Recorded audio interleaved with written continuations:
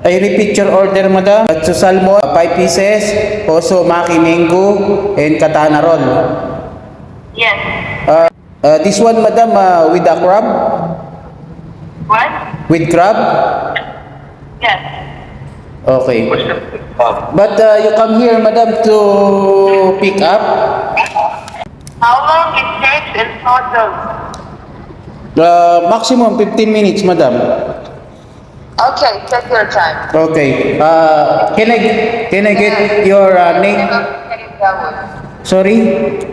By Abdul Karim Dawood name. Daoud name? The order. I'll come pick it up in 15 to 20 minutes, okay? Okay. Okay, madam. without crab. Okay.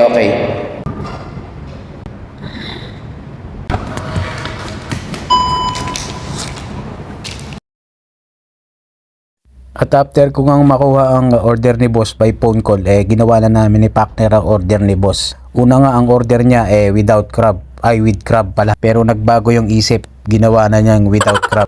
Ano ba talaga?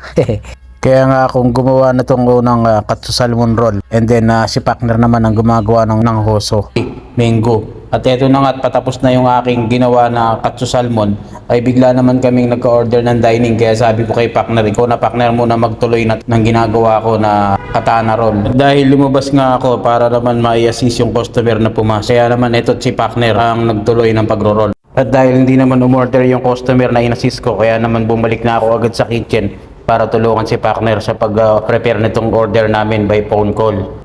At kung nadinig nyo nga kanina, crab, tapos bigla naman nagbago yung isip ng kasama niya na without crab na lang. Kaya naman ito, pagkatapos yan, prepare na natin sa labas. Bali, nagbayad na rin pala itong aming customer na tumawag. Kaya naman, pagkatapos niyan magbayad, ay di-deliver ko na rin sa may kanyang sasakyan. Dahil nga nagmamadali itong aming customer. Yun lang, salamat. Thanks for watching and God bless. See you my next vlog. Alright.